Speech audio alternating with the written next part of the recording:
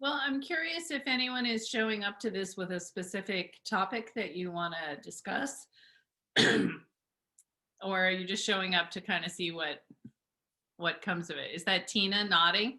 Did you have something on your mind? No.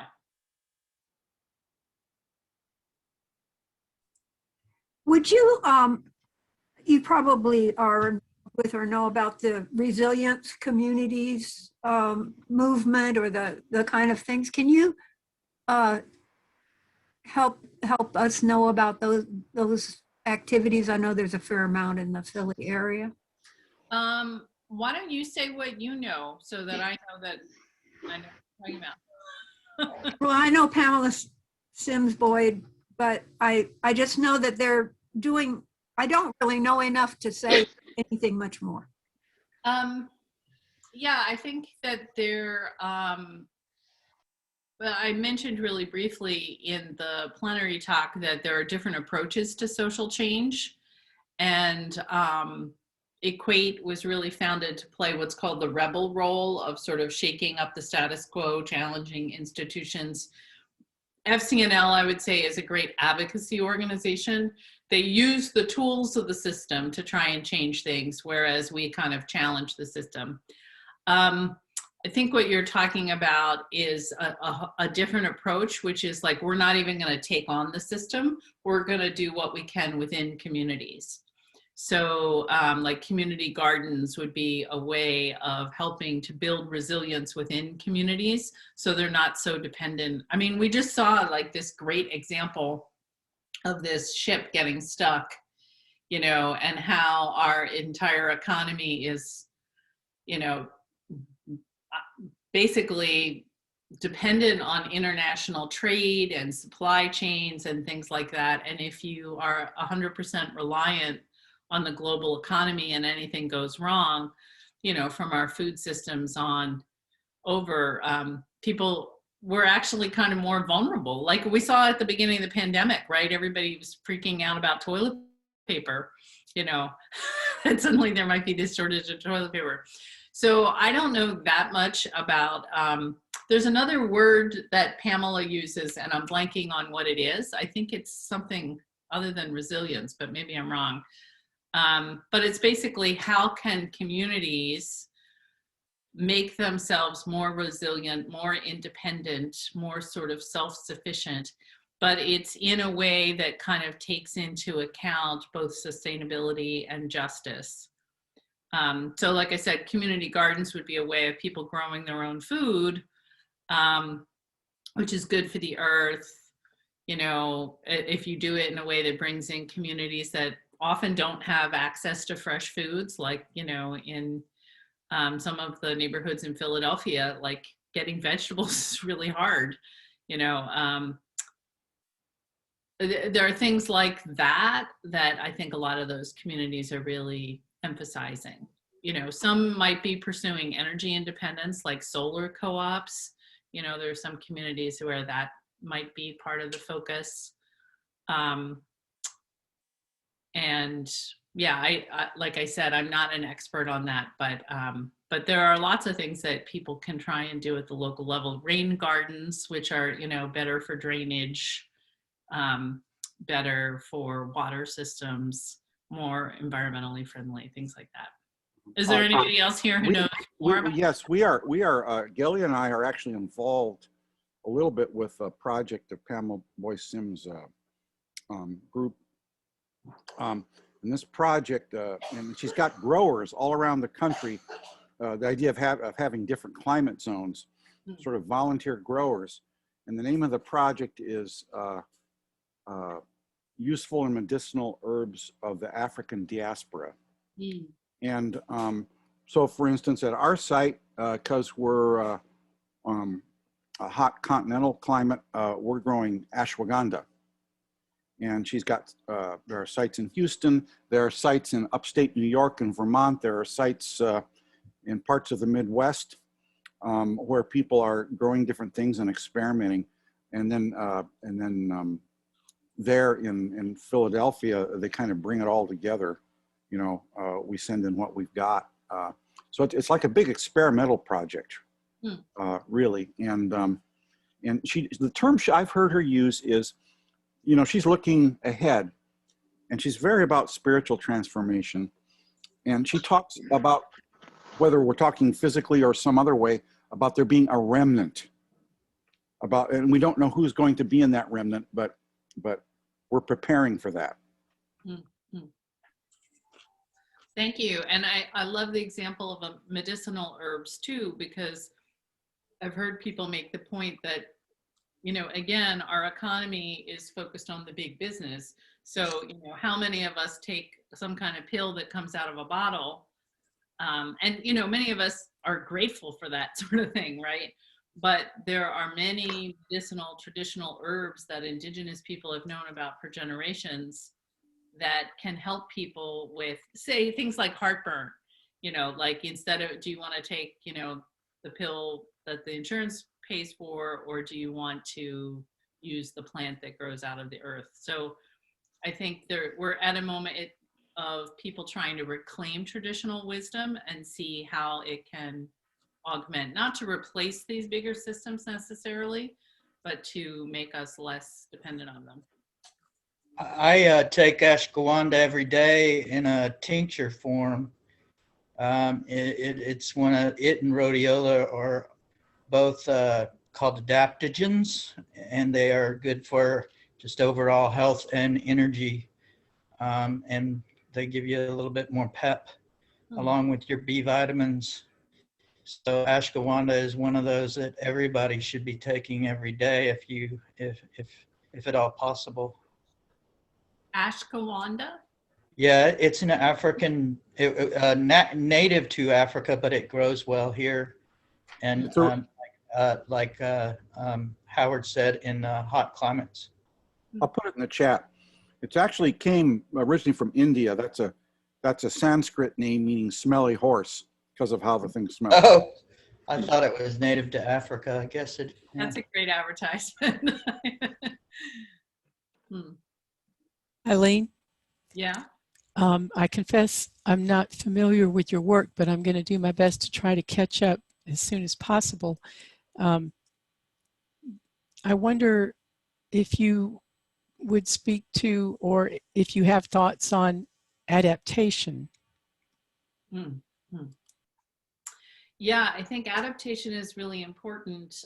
My work has been more about mitigation, and for people who aren't familiar, I'm just curious, how many people actually know those terms? Adaptation, mitigation. Okay, so some people, but not everybody. It basically refers to the work. So we know that we have climate change already. It's too late to stop it. And because of the way greenhouse gases last for a really long time in the atmosphere, particularly methane, that there's a certain amount of climate change that is already locked in. Even if we instantly transformed our economy, you know, we're still going to have at least some degree of rising seas, increasing storms, and that kind of thing. Mitigation refers to efforts to try to slow climate change, you know, stopping fossil fuels, planting more trees, stopping deforestation, you know, insulating buildings. There's a whole range of things we can do to try to limit the damage. And adaptation refers to, okay, we know this is already going to happen. So what are we going to do to help prepare people? I think justice is embedded in both of those. So like, if you're going to create solar, you know, who's going to make the money off of that? Who's going to get the jobs? There's like a lot of justice. Who's going to get to own the panels? Are the utilities going to make the rules so that only they can own the panels? Or can all of us sort of produce our own energy? But there's also justice questions in adaptation. So one example is after Hurricane Sandy, New York had this big competition. I think a couple of organizations co-sponsored it, for architects to come up with a plan to protect New York. And the one that won was called The Big U. And Val, it relates to the novel you were mentioning at the very beginning.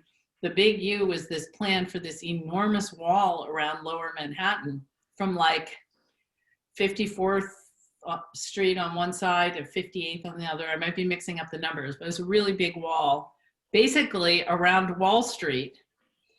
And if you can picture the geography of New York, you know, you've got New York City, you've got Brooklyn, you've got Staten Island, you've got Jersey City. Basically, if you build a wall and the next hurricane comes, the water is going to hit the wall and go to lower income communities, right? Jersey City has lots of immigrants, you know, Brooklyn, I mean, all of those have upper and lower income neighborhoods, and not everybody in Manhattan is rich, but on average, you're protecting wealthier white people at the expense of other New Yorkers. And I was amazed at how little attention that part got in the discussions. Like a lot of the outrage was about the amount of money they were talking about. And so now it keeps getting smaller. It turned into the big J instead of the big U. And, Red Hook, which is a traditional working class community of color, like after protesting, they decided to give them sandbags. So Manhattan gets the wall and Red Hook gets the sandbags. And the other thing about it is that those communities that are going to get more flooding is where New York put all its toxic waste. All the toxic waste from 9/11 is on Staten Island. Brooklyn has, you know, old lead factories, old petrochemical facilities, and already Hurricane Sandy churned up all this toxic waste. I'm not sure what was behind your question, Joni, but you got me going on the fact that not only do we need to think about protecting people, like it really matters who gets protected and how those conversations are had. And the other thing I'll say about it is that, and this is I am not under the illusion that Biden is going to solve all these problems. But one thing I'm hopeful about is that the Biden administration seems to be integrating a climate awareness into, and I'm just going to mute everybody else for a second here, integrating climate awareness into other decisions. So for example, like Philadelphia is full of old bridges that are like in need of repair. If it's time to repair the old bridge, you might as well raise it while you're at it, right? If we know what's coming is higher water levels. If we know what's coming are more hurricanes, when we're doing infrastructure, we should have an awareness of what the science says so that we don't have to fix the bridge now and then fix it again in 5 years, right? So again, that's not my area of specialty either, but my hope is that people are starting to think more that way. Did you have something in particular that's on your mind, Joni? And am I saying your name right? Yes, thank you. No, basically, when I think of adaptation, I'm thinking of people, and I know infrastructure is important, but well, for me, it just comes down to the idea of move to higher ground and hunker down. But anyway. Well, one more thing I'll say about it is the best things really are the things that are both adaptation and mitigation at the same time. And some of that, like for example, farmers in the Sahel noticed that the climate was changing long before anybody told them it was, and started planting trees among their crops to shade crops because, you know, things were getting hotter and drier. And so that's a strategy to help their crops survive given the new condition, but planting trees also absorbs carbon. And so it's good to mitigate climate change, and it's a good adaptation. And there are lots of things like that on the grassroots level that people are trying to promote.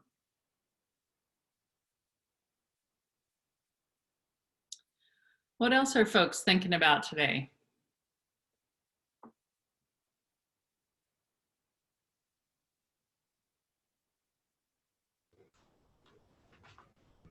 Especially anyone who hasn't been super vocal this week. Anyone's welcome to speak, but I'd love to especially encourage people who haven't spoken up in the bigger groups. This is Gelia, and one of the thoughts that we've been having in our home is thinking about how these quick fix things that we talk about that makes us feel good, things like solar panels and this, that, and the other, green cars and stuff like that. And not to be negative, to sound negative, but that only takes us a little ways down the road. It only takes us and some of those things create as much greenhouse gases as using traditional ways.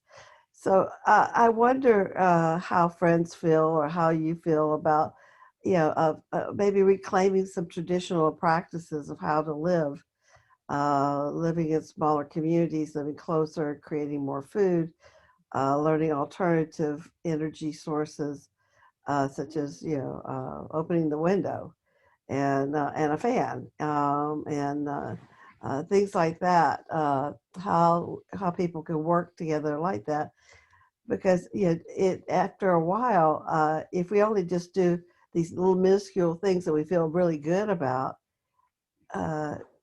later we were going to look back and go, why did I bother? What was the point of that?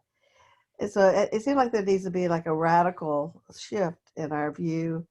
And also the last thing I want to say, and it's difficult to talk about this topic because it makes you sound like a little bit like a quack. It sounds like you're talking about apocalypse coming and this is how it's going to be. And if you talk very much that way, you're kind of, people start running. You come in the room, so you kind of you try to make it happy talk, but but I think that way could be also a very, very fulfilling, very happy way to live. But it would mean a shift in our thinking and what we do. That's all. No, thank you. And you asked both me and everybody else. I would love to turn it to everybody else first and see what people think about that. I have thought, I'm probably the oldest of all of you. I come from a working class background in the Netherlands, and my mother was very working class, and that means when you grow up that way, you have great survival skills. And sometimes I think, having grown up in a society or in a family that had great survival skills, and I mean by that simple things, not ever throwing anything away, know how to repair things, stop with buying stuff. I sometimes think no one knows how to do this anymore. We older people, we need to band together and say, this is how you do it. Simple things. If you have a hole in your sheet, you cut it in half and you put the two outsides together. That's what my mother did, and it would last another 20 years. The amount of stuff we used was incomparably less to what I have in my house now. If something is broken, I say, well, let's go and get something. I'm just getting too tired to repair everything.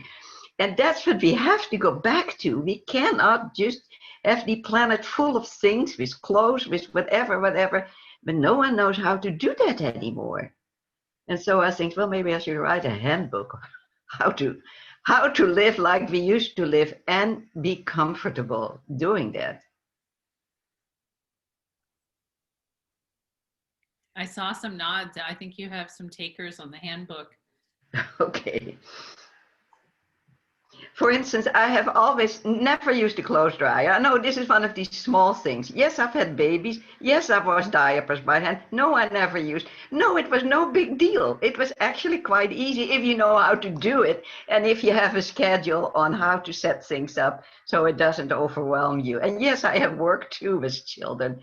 So these things that were passed on from generations to me, I sometimes think I would like to pass them on to the next generation. You think they don't want to hear it? They just want boxes of Huggies and Pampers. That's their that's their modus operandus.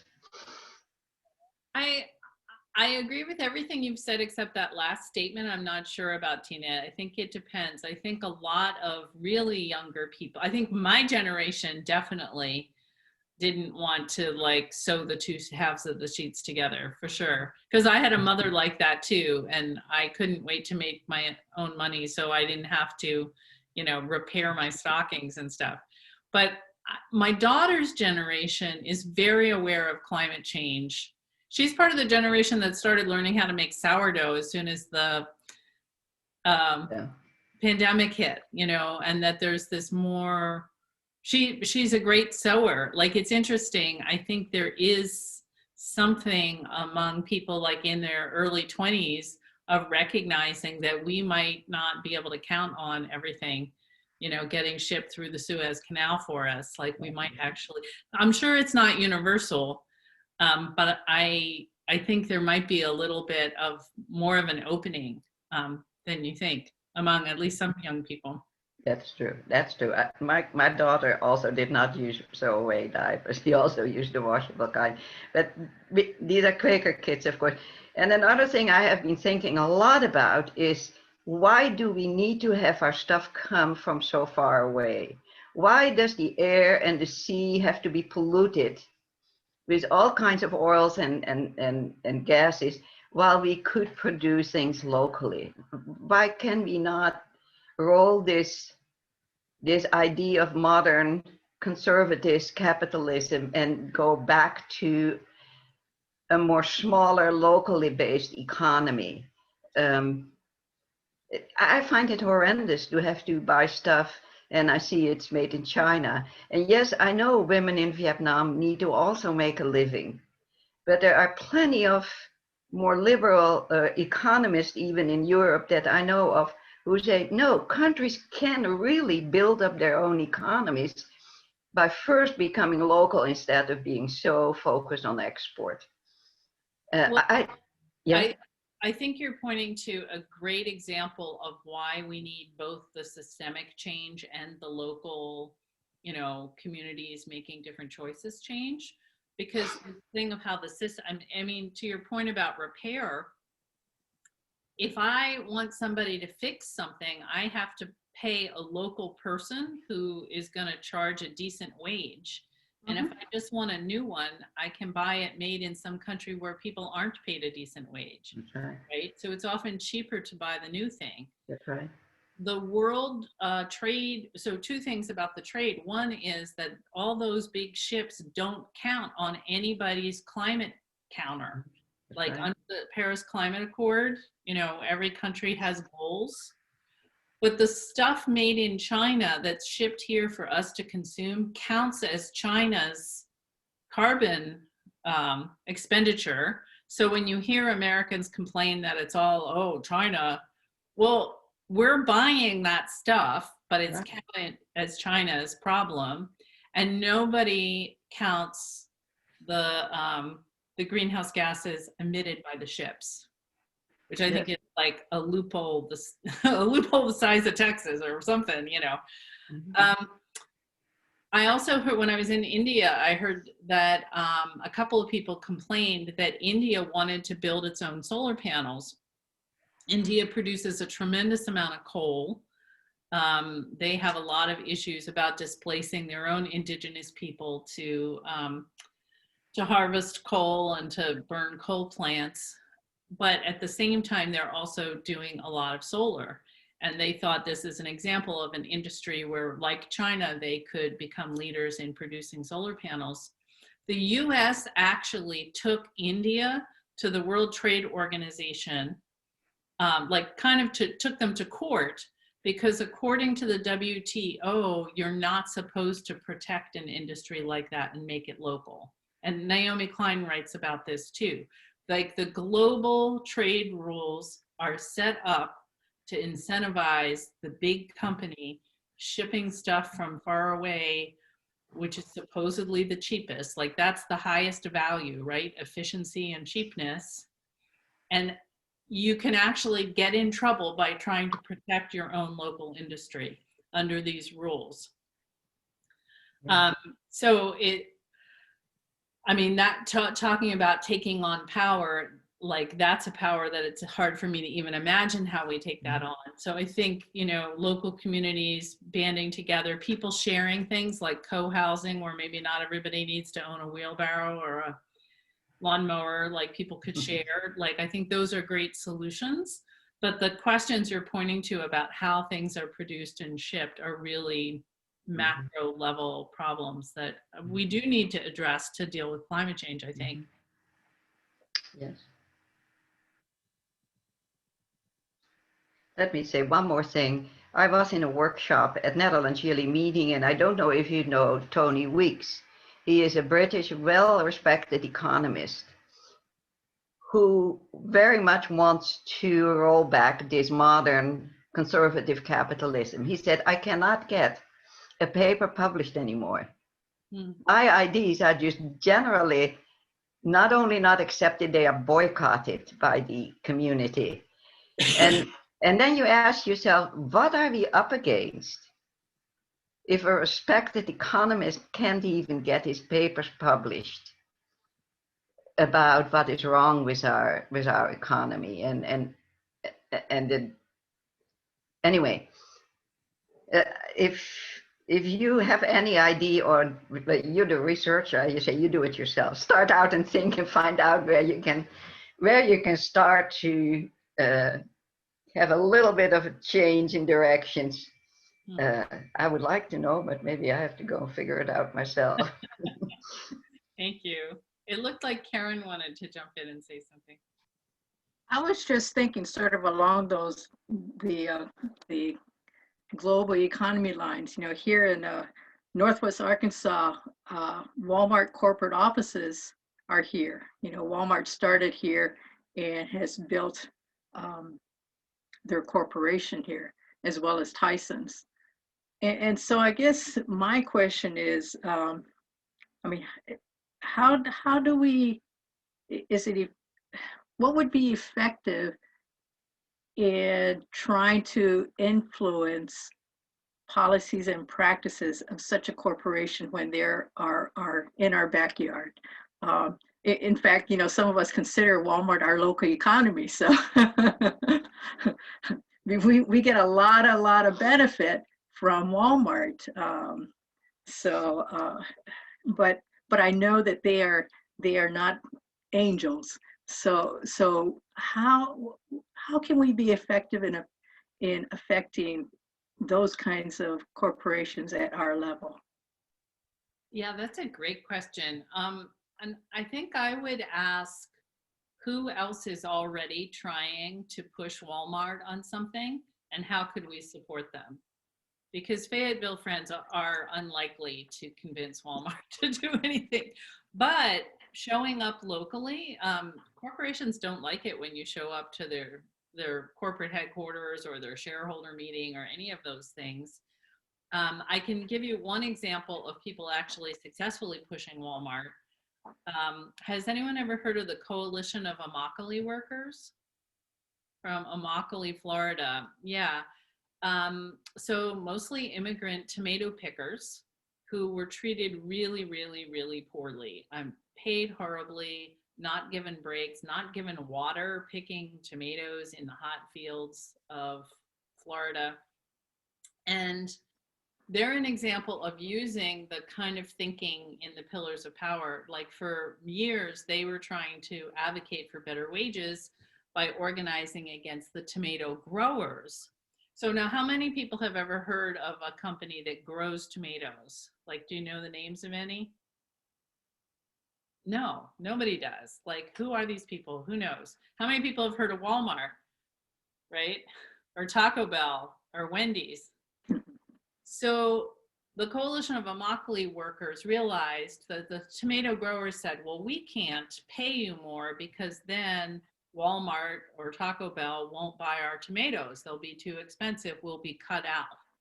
And so they decided to go kind of over their heads to the bigger corporations, because those people do care about their public image. Even though Walmart's gotten a lot of criticism, they care about their public image. So does Taco Bell, so does Wendy's.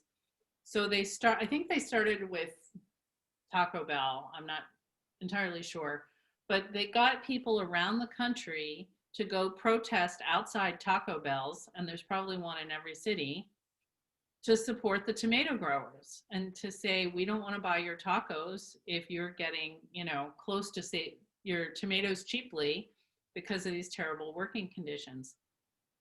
So far, there's, I forget the number, but it's like around 15 major corporations have signed on to say, we will pay more for tomatoes.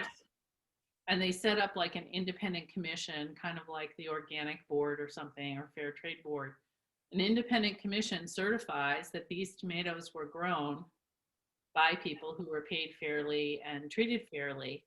And Walmart is one of those corporations that made that change because of public pressure.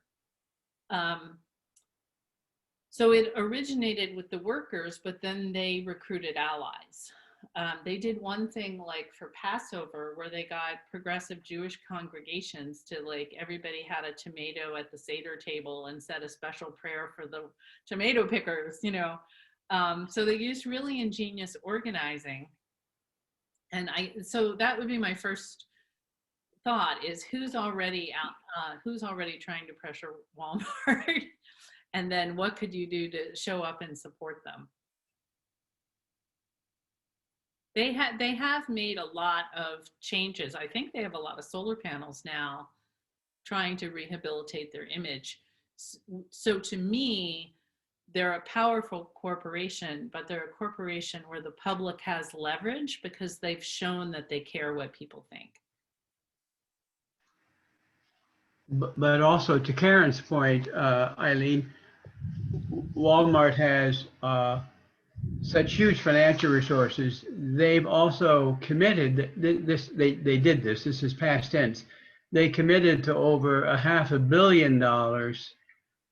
It was something like $550 million that they spent in the counties surrounding their headquarters. Again, up in Fayetteville, Rogers, Springdale.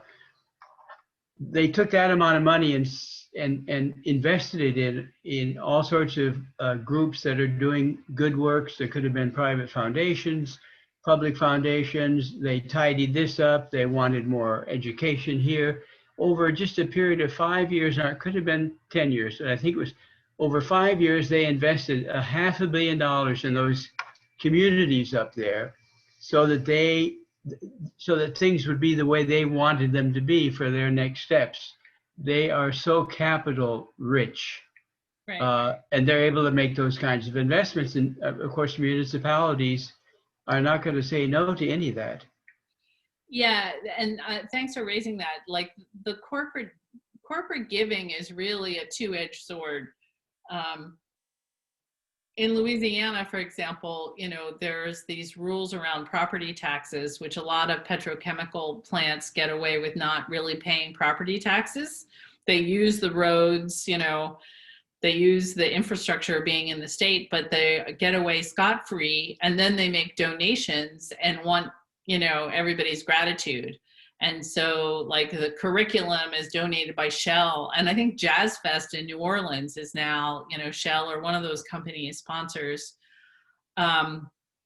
PICO, who the utility that Equate has campaigned against, part of the reason we found it a little more challenging to build a grassroots network in Philly than we expected is because they give out so much money to little groups.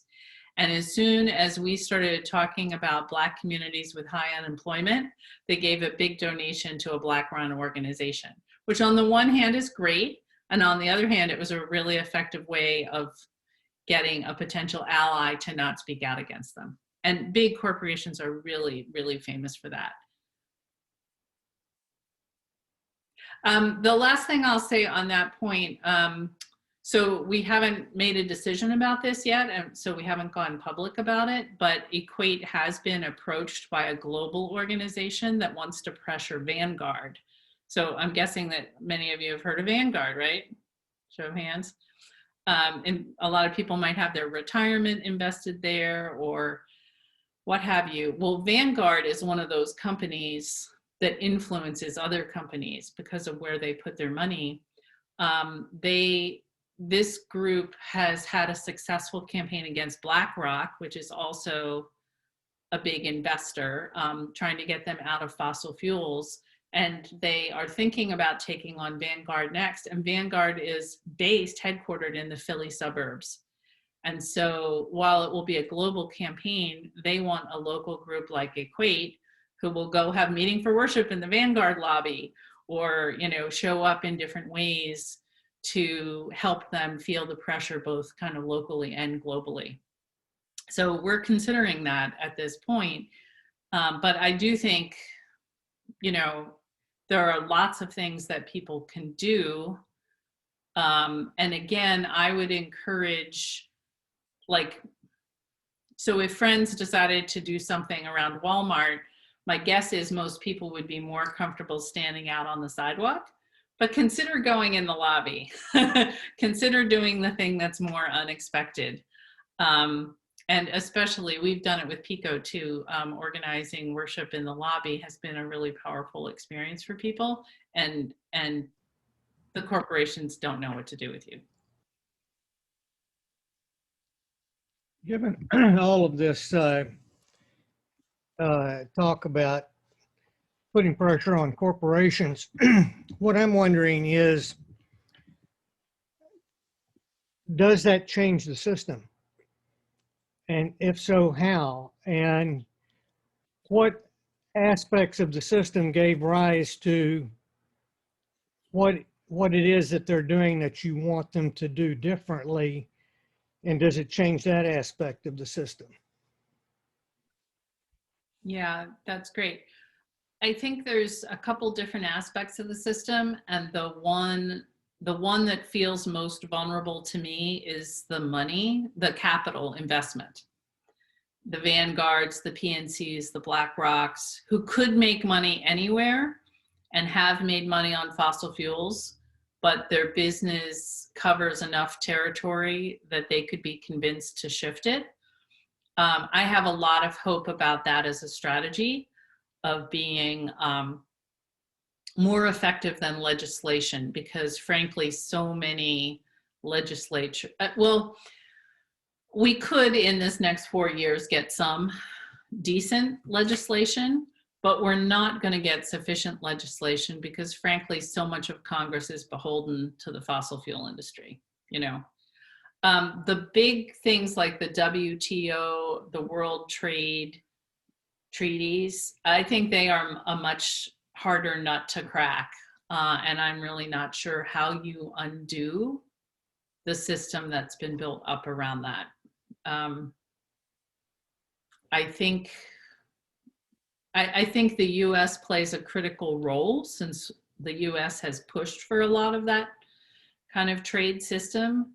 But it's also global at this point. We're not the only ones with financial interest in the way things are. So it's a good question, and I don't know the answer to it.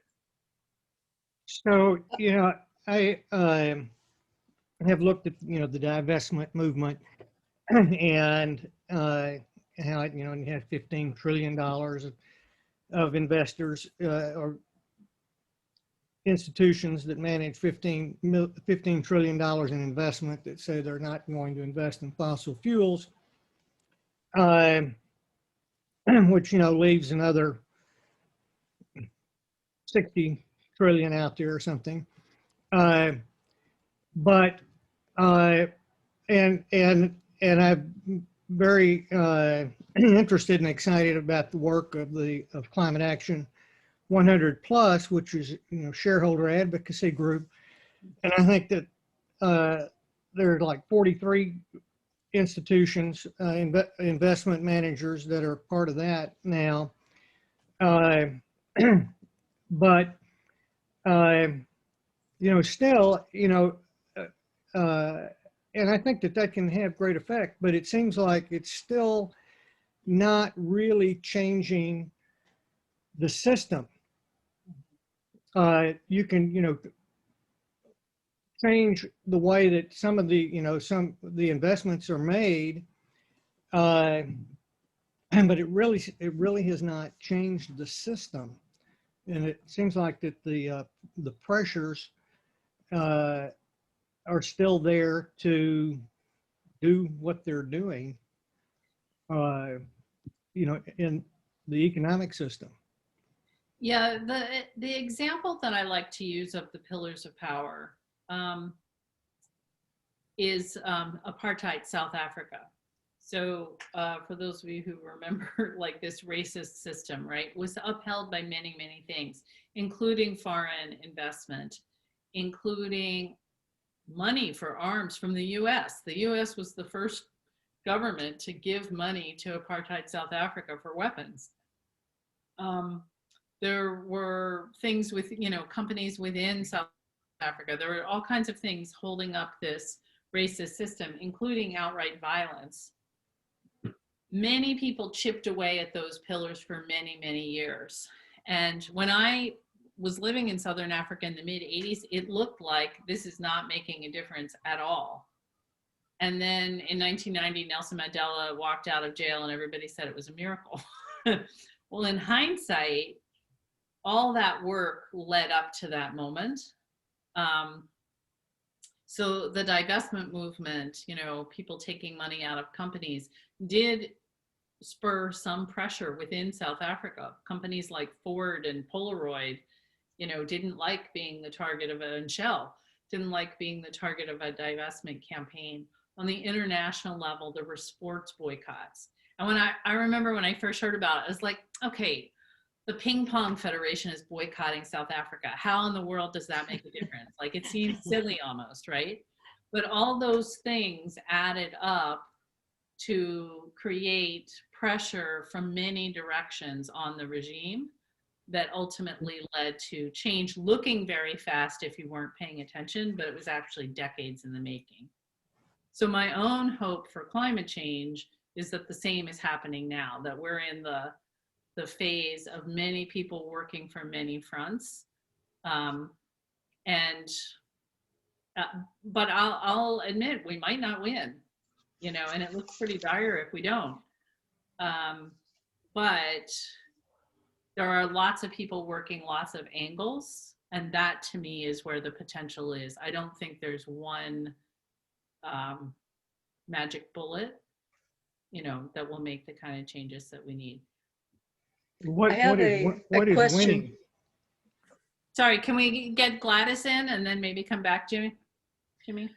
That I'm curious about, because I've been studying human networks for a couple of years, and the thing that keeps coming back to me as I watch, all the things that are bubbling up from a lot of different sources about so many issues, and the piece about human networks that really impacts me the most is I guess this would be the theory of change that one of these writers gave me, that when networks change, systems change. And I really feel like what I'm seeing on a lot of different areas is that we are building network systems for everything we're doing. And these networks really are creating linkages and new ways to deal with things, like the Immokalee workers changing the way tomatoes are purchased.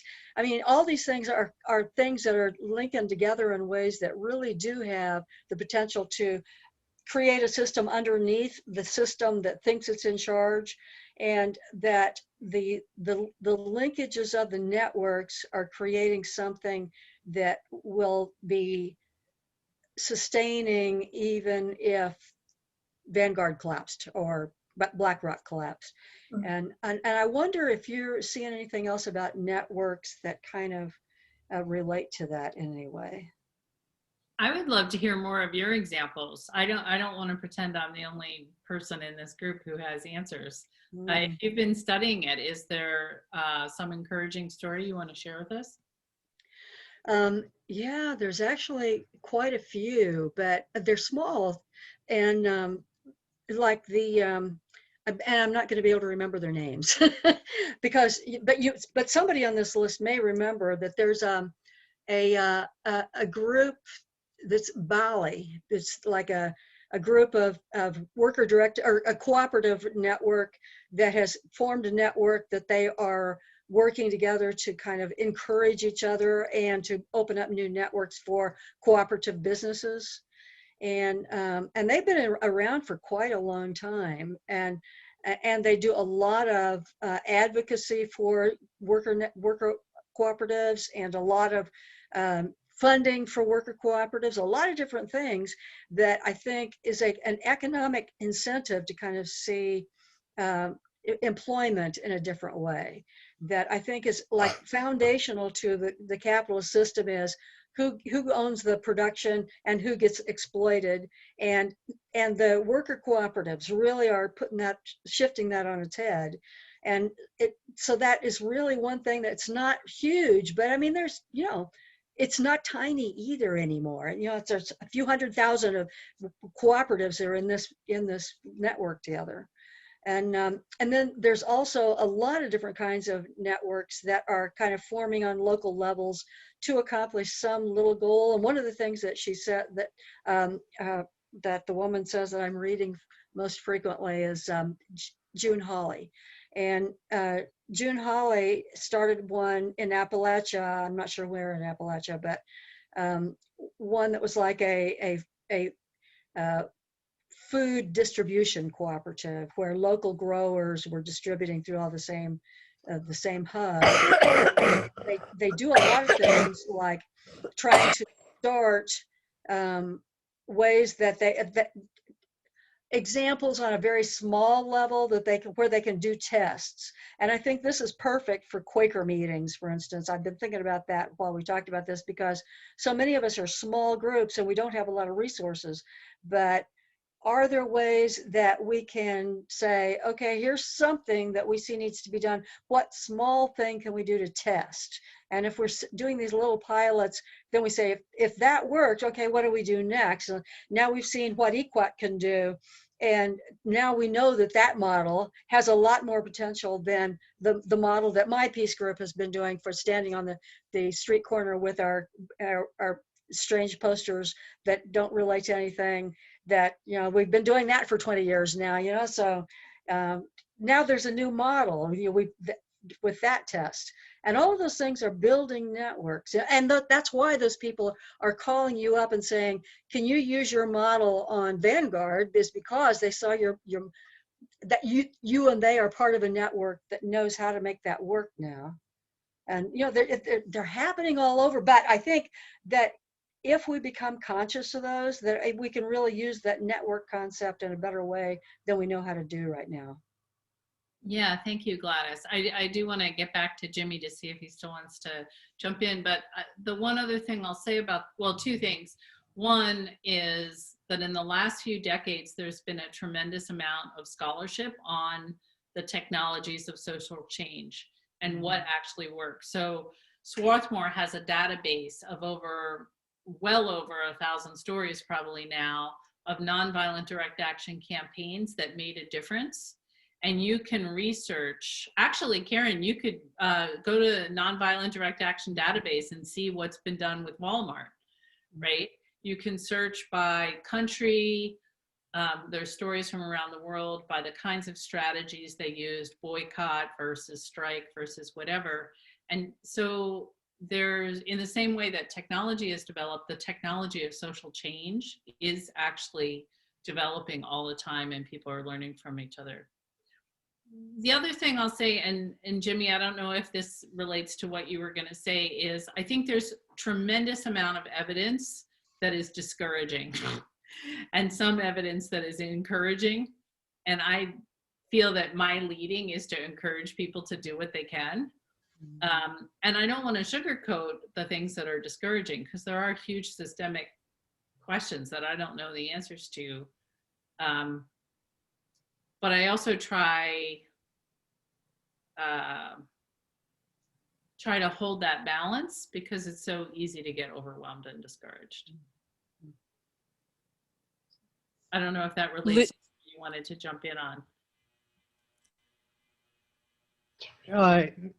Well, it relates, but what I was going to ask is, what is the goal of the ultimate goal of all of this activity, all of these different campaigns and Very briefly. climate change and racism and so forth and so on is where do we want to end up? I would really like to, I'm sure, Eileen, you have wonderful things to say Oh. about that. Oh. But the key piece of this for progressives, especially Quakers, is we want a world that works for all of us. And we can't pretend that any of these things can be left out. Any of these people can be left out. Can I have a turn? Have an answer? Go ahead, Rex. Sometimes I've studied what has happened in other areas and felt defeated before we started, but because we believe that there's a moral imperative to act when we have a leading, we go forward anyway. Perhaps it's just a witness. An example was in '78, Public Service Company of Oklahoma was going forward with a nuclear power plant, and liberal states and cities had been unsuccessful in defeating nuclear power proliferation in their states. And Oklahoma, with not much of a recent history of civil disobedience, turned out 360 people in the fall of '78 and 360 people in the spring of '79. And Public Service Company of Oklahoma eventually did not build a nuclear power plant in Oklahoma. The rational Rex would have said, we're defeated before we start. Seabrook is going forward and Boston is much more liberal than Tulsa, Oklahoma. And then another example is we had a international energy company headquartered in Oklahoma, Kerr McGee, of Karen Silkwood fame for the old folks, and uranium mining for people like Eileen in the Four Corners area, and enrichment at Sequoia in eastern Oklahoma near Arkansas, and plutonium enrichment near Guthrie, where Karen Silkwood did work. And in the fall of 1979, I believe, I could be wrong by a year, we didn't know that we should be going inside and protesting in the lobby rather than being outside. So we went inside to a conference room on the 13th floor, demanded answers from Kerr McGee's Health and Safety about their uranium mining and milling and enrichment and transportation. And they told us we weren't welcome. We had to leave. We occupied. They left the conference room in disbelief that we would be that bold. But we still had phone service, so we started calling the media about our concerns. And eventually we were arrested and taken out. And I was jailed. And none of this was part of what we knew would happen. But the jailer was allowing us to give him a number so that we could call our one phone call. And I gave him the number for Associated Press. And I told him, thank you. And then went around the corner a little bit and unloaded on Associated Press about why we were arrested, giving our full spin. And it went national and was, I think, an inflection point for Kerr McGee in Oklahoma being able to operate as usual. And they've fully divested from their uranium mining and milling and enrichment and transportation. And we knew none of that was possible, and none of it could be even hoped for by any of our rational minds. But nevertheless, we persisted. And back to my theme of my workshop, one of the strangest things is the daughter of Robert S. Kerr, prominent senator and governor of Oklahoma that formed Kerr McGee, turned out to be a person that chose in her later years to worship with Quakers. And a niece served on boards and committees with Rex and other friends, promoting compassionate communication, nonviolent communication. And finally, the elephant on the table, Sherry Kerr says to Rex, "What was going on with you back in the 1979, 1980, opposing the Kerr-McGee Corporation? I didn't understand that then." And I said, "Sherry, I'm not sure you are ready for the full answer, but we're friends, and if you are, I'll give you a synopsis." And so we're in a nest that we need to stand strong against corporate abuse, and yet do it in a way that the sons and grandnieces of the founders of the abusers continue to fund Quaker projects and love Quakers. Thank you, Rex. Thank you, Joni, for putting in the chat that Lizzie had her hand up. I'm sorry, I kind of lost track of the people who aren't showing up on my first page. Lizzie, do you want to jump in? Oh, I just, actually it becomes a pun because I wanted to take this back to grassroots. I was thinking of what Tina said and remembering that when I lived in a small village in England, that if I got the lawnmower out, there'd be all sorts of people hanging over their fences saying, "Hey, while you have it out, could you just cut this?" And so I'd find myself mowing all sorts of little patches of grass. I never gave it another thought. It seemed like absolutely logical. I got my mower out. So I then got into huge trouble when I came to Wisconsin.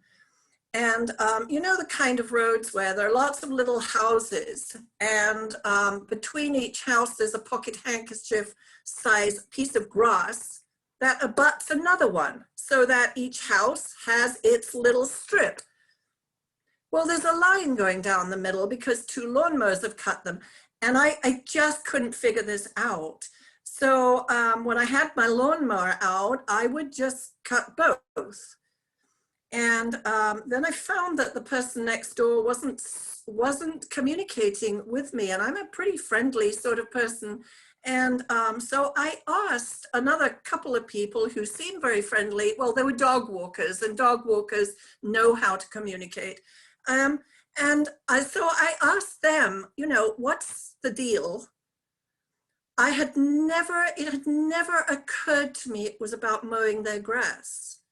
And so I went and, you know, it was summer, and so I could be outside where I didn't feel any kind of confrontation, and had this conversation about, you know, like maybe this is what we should do for each other. And so there were all sorts of layers of, well, it just seemed to be a neighborly thing to do. Then it seemed like getting two mowing machines out seemed like rather unnecessary. And then the conversation kind of went up to what you're talking about. And I realized from what he said, the people are very set in their ways often. He told me that he has a specific type of grass. It wouldn't have occurred to me. But then moving to Oklahoma, I have actually realized there's very specific types of grass. And, you know, so life is a learning curve, but I do feel that these conversations that, as you're talking about a corporate level, can be had at a very basic level. And I'm getting much better at having them very nicely. And I learned a lot from Val under her leadership this weekend. But I do think that the more we talk it and the more our actions are seen just around where we live, who are we and what are we promoting, and then to find the right time to explain why. Thank you, Lizzie. You reminded me of something that Tina made me think of earlier. After I took that trip to Southern Africa, I stopped and I did some speaking in England. And kind of every time I have one of these trips, I try to add something to my list of like practices, you know, carrying the reusable water bottle, whatever, like what else can I do? Turn down the hot water heater. Not thinking that it's going to change capitalism or climate change, but to be more and more in integrity. So one of those things was hanging my clothes on the line. And when I was speaking in England, I gave that example and it totally flopped because they all have always hung their clothes on the line. They're like, American Quakers use dryers? What do you, they were shocked and horrified that American Quakers would use clothes dryers. But I think it's cultural. And I think that we friends can't always see the water we swim in and how individualistic we are compared to other cultures, even American friends, I think. So I appreciate that example of the grass. The other really sad one, we have had neighbors who we were very close to who we could knock on their door. I had like a gathering of people and knocked on the door, could I borrow your chairs? They would come borrow dish detergent, whatever. We went to visit my in-laws in Wisconsin for Christmas. And on Christmas morning, they discovered that they didn't have enough aluminum foil to cover whatever was going to be baked. And so my sister-in-law got in the car and had to drive 40 minutes to the closest Walmart, because they're in a small town in Wisconsin, to buy aluminum foil. And I said, aren't there any neighbors? Like, everybody's home, it's Christmas morning, couldn't you knock on the door and borrow some aluminum foil? They were horrified, like, oh my God, we would never do that. So I now think of like asking, and that was a big thing in Botswana that I learned, was people borrowed things all the time. It was like definitely the cultural norm. There was no difference in the language between borrow and lend. In English, what verb you use signifies who actually owns it. If I borrow Lizzie's lawnmower, it's embedded in the sentence that it really belongs to her, right? But in Setswana, it was the same verb, either direction. So I sort of think of it as a countercultural thing to ask to borrow things from people. Because it's easier for most of us to be the lender than it is for us to be the asker. I think my American training was, you got to be independent. It's fine to help people, but don't be the one who needs help. Yeah. There's a great, he's not very well known, but there's a guy named Charles Eisenstein who's a sort of economist, I guess, and he writes about gift economies, and there's now in Austin and other cities and communities these community loan groups where you loan each other. You actually use the internet to trade and loan equipment that you might have, whether it be lawn equipment or anything really, appliances, whatnot. And instead of going out and buying something new, you can just borrow it from your neighbor, but actually using the internet to do that. So yeah, that's great. Free cycle, you can get free stuff that way too in a lot of places. Liz. I think what you just said is one of the most important things that I can take away from this meeting, and that seems very real in my life, and that is that we don't know how to ask. And that's true of emotional support, support in our work, all of those kinds of things. And the piece that's so real to me is that when I am asked, I can give. And that is a special gift that's being given to me by the person who's asking. And I think that's part of what we as Quakers need to bring back to our own. I mean, I find people in my meetings saying, oh, I didn't want to ask you for that. And that's, but you're giving me a gift when you ask me for something. And if I can't give it, I can't give it, but most of the time I can give it. And so I just wanted to say that. Yeah, thank you, Liz. May I say something? Sure, go ahead. What really touches my heart and gives me hope is the young people. I saw this video from some young Hispanic woman. I think she was about 16 when she started living next to a petrochemical plant in LA.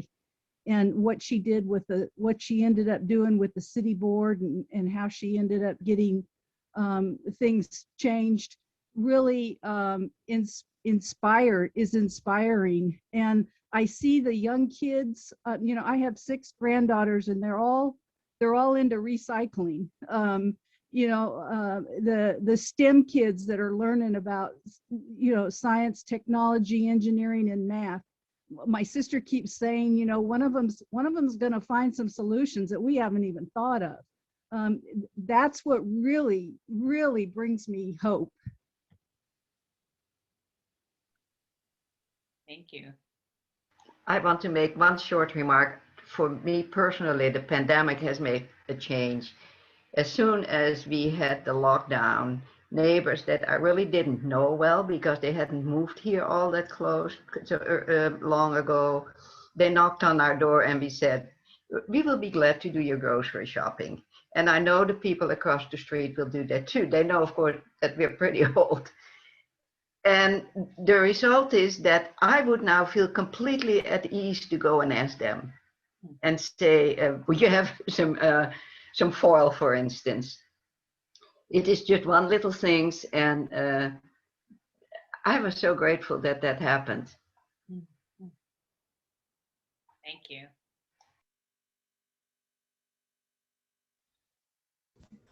It sounds counterintuitive, but the psychology is actually out there that if you ask a person for something, that reinforces their, I don't know, their sense of strength and power, and they will actually trust you that much more.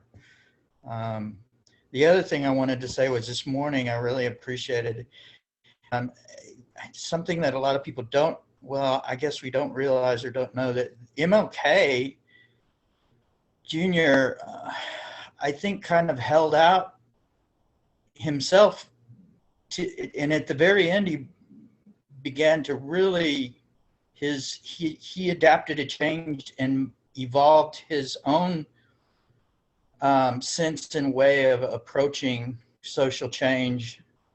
And the Freedom Riders, when they first put their lives on the line and actually wrote out those documents that said that, we may die doing this, we may go to jail, but we're doing it knowingly,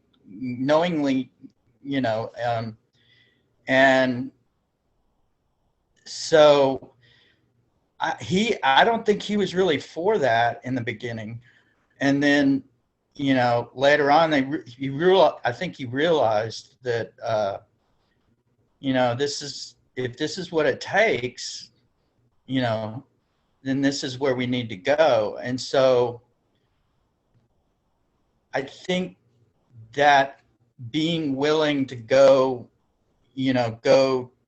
those types of lengths, whether it's to go to jail or to actually put your life on the line, but also those creative type acts, thinking outside of the box,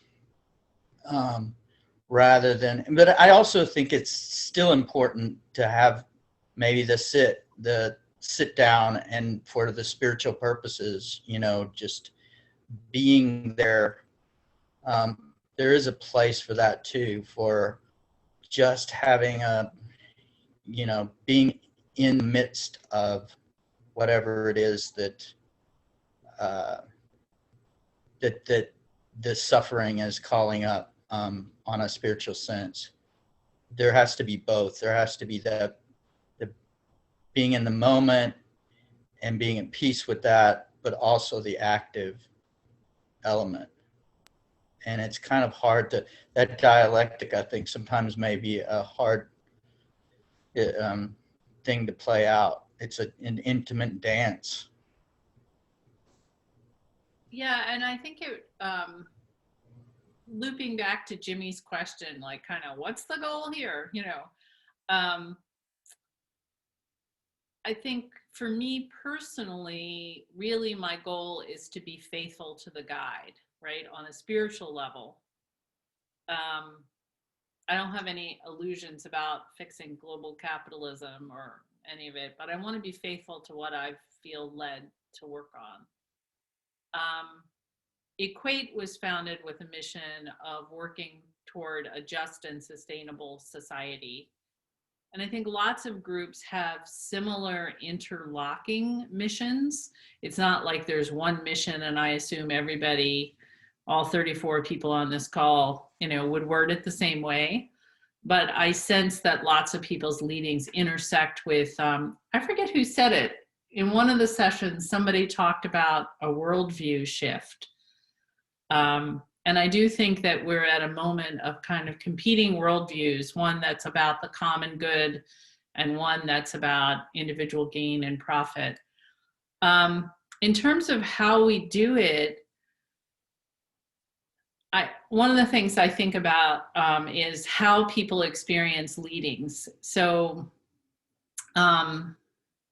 maybe raise your hand if you've ever felt like Spirit gave you very specific instructions. Go do this, like almost like a roadmap.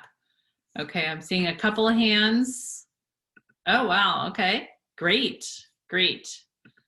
How many people have had the experience of being what we call under the weight of a concern, where I feel like I'm called to work on such and such issue, but God didn't give me the GPS instructions. I actually really don't know exactly what I'm going to do. Okay, I'm seeing some hands for that. Yeah, possibly more hands. It's easier to see when I do this in person. My sense is that if you have a calling that says go do, and I thought of this when Rex was speaking, you know, even if it doesn't seem logical, if you've discerned it, especially if you've checked it out with a clearness committee or whatever, go do that thing. Nobody knows for sure what's going to work, to be honest. You know, so I had this intuition to go to the Philadelphia Flower Show. I could never in a million years have predicted what that was about. So I really believe that as Quakers, when we feel led to do something specific, you know, just follow it as best you can. When we feel under the weight of a concern, but we don't know what to do, we might as well learn from history. We might as well learn from all those scholars who are studying strategy and seeing what works. Just like Quaker farmers who read agriculture books, and Quaker educators read the latest thinking about education, and I'm sure Quaker treasurers like study bookkeeping and, you know, things that I don't understand. Like social change is a kind of body of knowledge that people can study and learn. And for me, I hear, Daniel, you've said something a couple of times about this sort of dance, but I actually have had some of my most powerful prayer experiences in action. So I don't think of them as contradictory. When the police are coming, it actually focuses the mind very much. When I worship in my meeting house on Sunday, I am very liable to think about the emails I haven't answered, or, you know, all the things on my to-do list. My mind drifts, but my mind is very focused when the police are coming. And it ends up being a very profound experience of worship for many people. So I can't speak to your experience, but that's my experience, is that the spiritual, even the seeing of that of God in the corporate CEO, does not feel in conflict to me with challenging the CEO.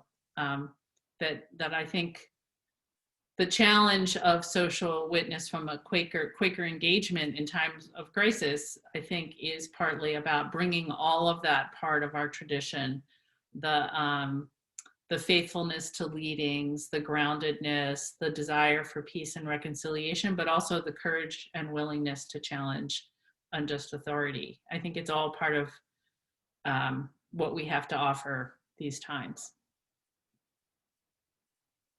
Anne, you've had your hand up for a bit. I want to speak to what does it matter about what the action of the PNC, the mountaintop removal. I think if you're walking in the shoes of the people of Tennessee that my friends worked with in the 70s and the people in West Virginia that were near those mountaintops, and if their water is now usable again, if the springs are running clear and they can live on their land without their neighbor taking that the capacity for them to live there because their water's not clean anymore and those kind of aspects, that's important. It may not have solved climate change, but if you're the person living on that land that's near there that's being personally affected by it, you're going to say it's 100% of a win. So I think we need to look globally and look at the individuals too that are being affected. And if we can help wherever we can in that puzzle. Listening to Gladys, I had this image of an organism and the networking in an organism to stay healthy. And it takes all of those little pieces, not just a gigantic cataclysmic or earth-changing thing. It takes all the pieces to make a healthy thing. So I'm glad those mountaintops are not being removed, at least under the financing of PNC. Right, that's the distinction I want to make. Several other banks actually came up with similar policies after PNC did, and one Chase did before. Two of the major mountaintop removal companies went bankrupt later that year, but that doesn't mean that the practice has totally stopped. Coal mining in West Virginia is down, but there's still mountaintop removal, and the effects of it will last for generations.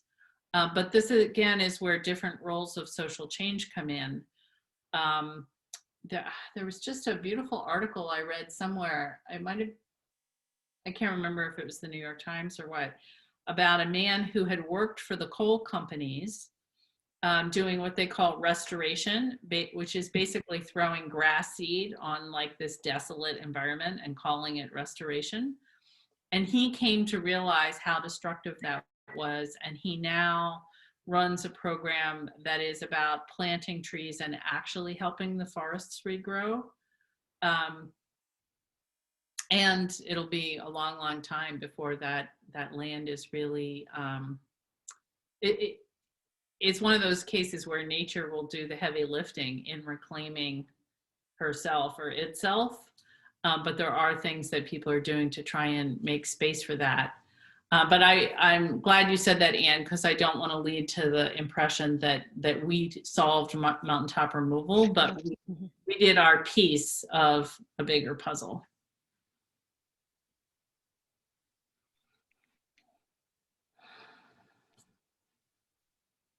We have about 10 more minutes. Anyone else who I've been missing? I'll jump in. So a few things. One is, I think Joni mentioned yesterday, sort of, being attached to the results, and when we don't get the results, and we sort of talked about that here. And I'm reminded of Rosa Parks. And, we hear about the time when she, was forced to give up her seat on the bus, but that was not the first time. It was many times before that she'd done. She was trained and so on. And so that you were talking about the leadings and the concerns and so on. If one just looked at prior performance, or what's the expression, if people who continue to do the same thing and expecting a different result, that's crazy or insanity. In fact, not necessarily. We're sort of building the water that finally breaks the dam at the very end. And so that, to me, that's something that I keep in mind when I keep working on different causes. Daniel just was talking about the issue of the gift, and when helping other people, and it sort of turns around, and it reminds me of a video I saw of Marshall Rosenberg, and he was talking about how asking for help is actually a gift, because one of the greatest gifts, one of the greatest needs that people have is to contribute to others. And by asking for help, you're providing an opportunity for others to contribute. And so it's a beautiful gift. And then the final thought is on it's sort of on the first subject a little bit, but Haneen Zoabi, who was used to be a Knesset member, a Palestinian one, was asked, is she optimistic or pessimistic about the future in terms of the human rights and so on? And she said, neither. She says, I continue the struggle because to stop the struggle would be to give up my humanity.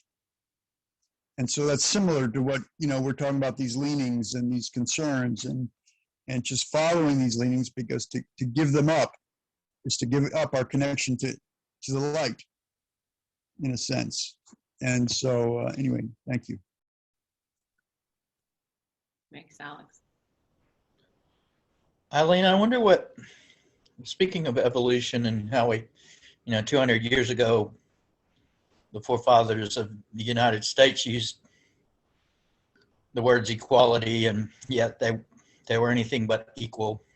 There were slave owners and whatnot, and we're still not there yet as far as equality is concerned. But now it's not enough to speak about equality. It's issues of equity now that need to be spoken about, and we need to start taking seriously those types of issues.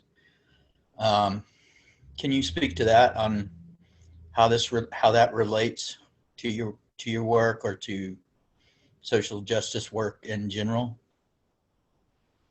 I can, but I'm wondering if anyone else feels that they have something to say about that. The difference between equality and equity, or how equity relates to any of this.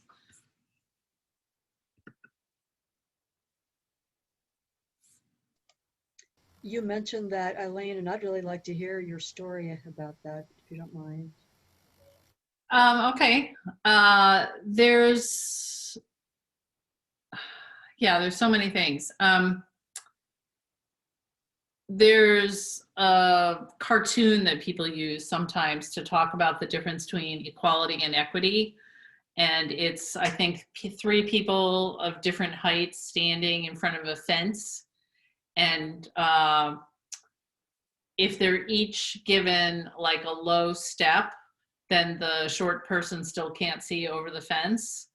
But if they're each given kind of what they need to be able to reach it, then that's equity, is how some people have defined it. I don't talk that much about like the distinction between those words. I think what I feel more confident saying is that there are justice questions at every stage of everything. So just to take my own work, who lives with the coal ash? When we burn coal, who lives next to the dumps of the coal ash? Who lives with the fracking wastewater? Who lives next to the oil refinery? Who lives next to the oil and gas trains that come through neighborhoods? It's disproportionately low-income communities, but it's especially low-income communities of color. And even the Trump EPA acknowledged what academics have been like building a body of evidence to show, is that it's actually race even more than class. Middle-class Black Americans live with more toxic facilities than working-class white people, although it's both.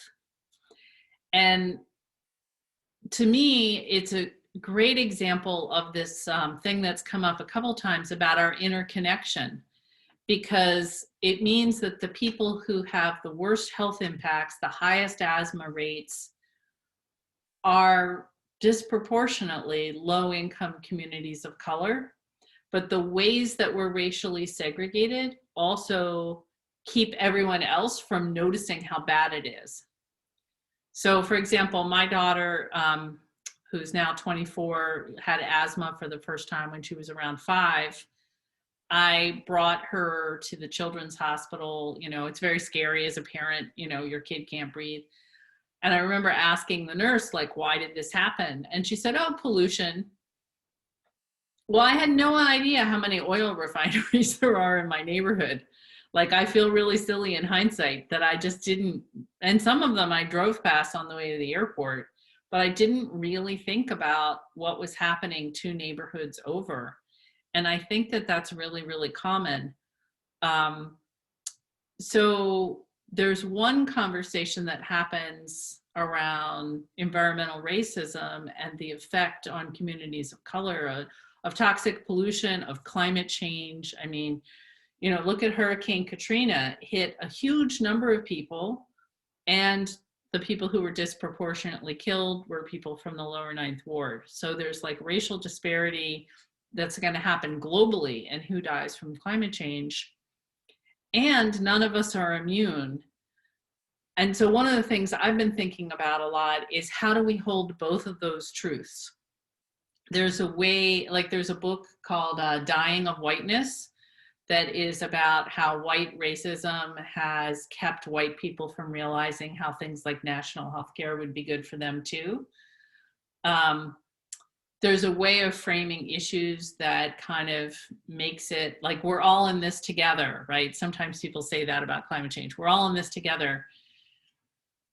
And I say we're all in this together like we're all on the Titanic together. Some of us have access to lifeboats, but we're all on a ship that's in trouble.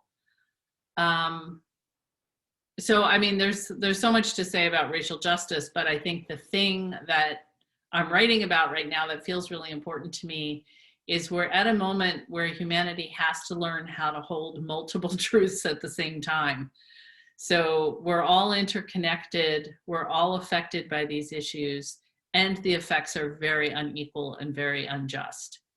And I think that if we only speak to one of those truths and miss the other, we're not getting the full picture. So I'm not sure if that relates to what you were asking about, but that's what's coming up for me. I've heard it put that we're all in the same storm, so to speak, but some of us have yachts, some of us have canoes, and some of us don't have any boat at all. You know, we're just out there swimming. Yeah. And the emphasis on commonality can really fall flat without the recognition of inequality. I mean, at the beginning of the pandemic, there were like celebrities tweeting, you know, we're all in this together from their mansions, right? And, you know, some of them got really, that did not help their public image because it's felt so out of touch from what other people are experiencing. And it's kind of like Black Lives Matter. It's the reason people say that and not all lives matter, even though all lives obviously matter. Like we have to recognize the place of acute pain and the lives that haven't been honored or protected. Karen, you leaned in like I thought you wanted to say something. Was that a misreading?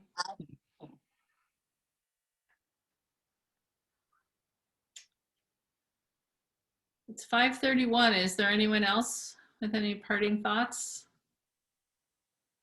Or it's 5:31 here, I should say. Well, maybe I do have. Can I ask a question that, like Karen? And then go ahead, Gladys, because I was just going to say just announcements of what's coming up. Go ahead. I had a question, a personal question about the very useful information you gave me at the morning session about asking other people to help us with research that we're not very good at doing ourselves. So then just before I came on this call, somebody suggested to me a group called Bellingcat that does, you know, research for countercultural issues.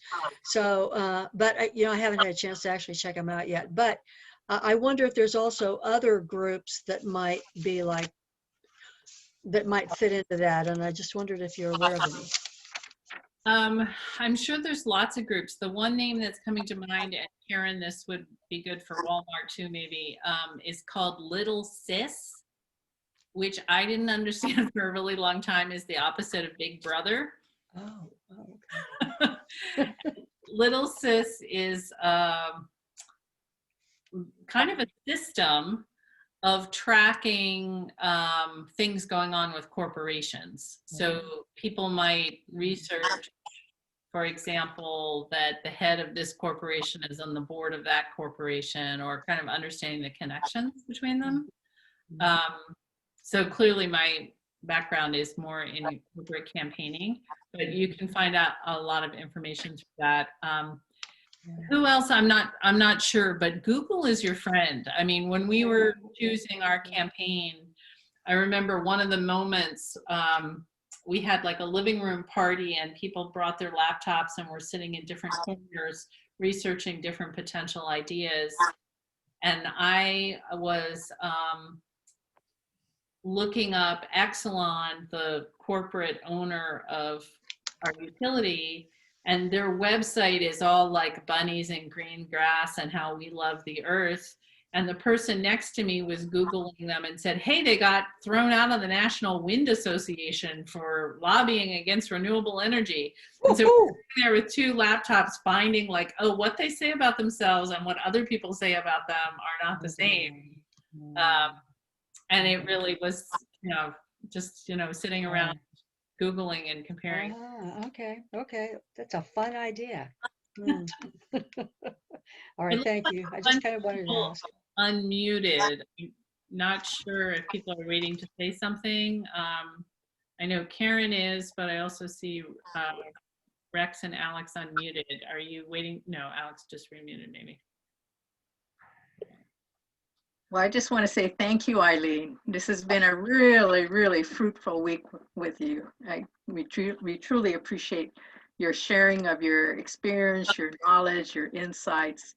I really think that so many of us are very much enriched by that and activated in a very positive way.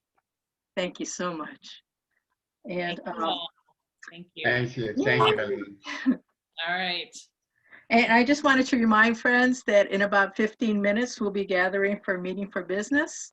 And so I invite friends to come to that, but also that this evening we have our variety show. Normally when we gather in person, it's our family fun night. And so please come back for that at least. It's going to be at 7:30 our time. And so please stick around. Thank you. Thank you, Eileen. And just to tag on to an announcement for anyone in Cielo Grande, we will be having we need to get together. So at lunch, at dinner time, what table, Howard? Table 9. Table 9 for dinner time. We'll be having an opportunity to talk about kind of our goals and at 6:30, Howard said, remind me.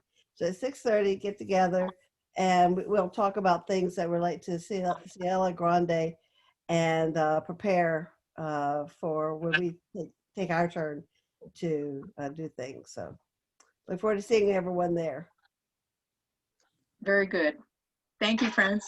Thank you, Karen. Thank you. Thank you, everyone.